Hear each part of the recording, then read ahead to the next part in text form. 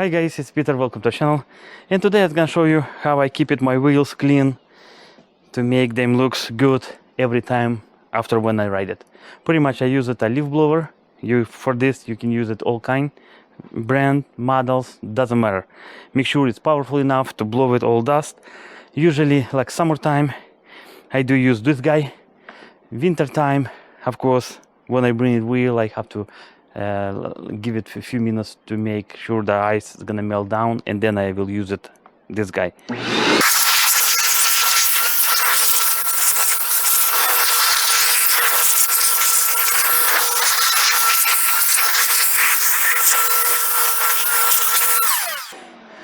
Well, less than a minute I blow it all dust away. Now the wheels is nice and clean. Well, pretty much that's all I got for this video. I hope it was interesting, enjoyable. If you guys did enjoy it, thumbs up. If you don't want to miss any future videos, subscribe. We will be really appreciate. Thank you.